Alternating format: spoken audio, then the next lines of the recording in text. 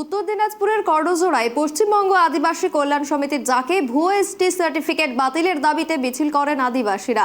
করজোড়া bus stand থেকে শুরু হয়ে এই মিছিলটি উত্তর দিনাজপুর জেলা শাসকের দপ্তরে গিয়ে সমাপ্ত হবে, এমনটাই সূত্রের খবর।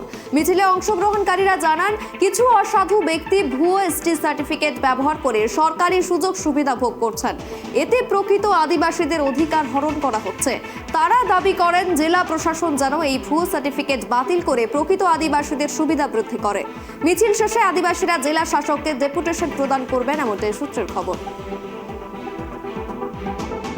আমাদের যে সেন্ট্রাল কমিটি আজকে ডাক দিয়েছেন 24শে জানুয়ারি গোটা রাজ্য জুড়ে প্রত্যেকটা জেলা শাসকের কাছে ডেপুটেশন দেওয়ার জন্য।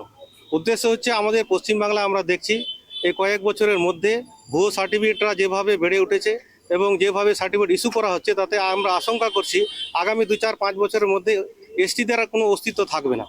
তো এটার বিরুদ্ধে আমরা গণসংগ্রাম আগে থেকেই শুরু করেছি, কয়েক বছর ধরে এই লড়াইটা চলছে। এখন আমরা দেখছি যে আমরা যদি এটার জোরালো প্রতিবাদ না করি, তাহলে আগামী দিনে এসটি জাতি বলে কিছু থাকবে না।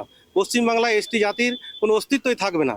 তাই আমরা সমস্ত আদিবাসীদের ইউনাইটেড করে, সমস্ত আদিবাসী সংগঠনকে এক করে আমাদের এই গণসংগ্রামের ডাক দেওয়া হয়েছে। আমরা সরকারকে বলতে চাই, এই ডেপুটেশনের মধ্যে দিয়ে যে যতগুলো ফেক এসটি যারা সার্টিফিকেট ইস্যু করেছে বা যাদেরকে দেওয়া হয়েছে, তাদেরকে বাতিল করতে হবে। যারা এই ফেক এসটি সার্টিফিকেট নিয়ে যারা চাকরি করছে অলরেডি বিভিন্ন দপ্তরে, তাদের চাকরি বাতিল করতে হবে তদন্ত সাপেক্ষে। এবং এখনও যেভাবে সার্টিফিকেট ইস্যু করা হচ্ছে, সেটাকে অবিলম্বে বন্ধ করতে হবে। এই প্রসেসটা ঠিক নয় আমরা মনে করছি।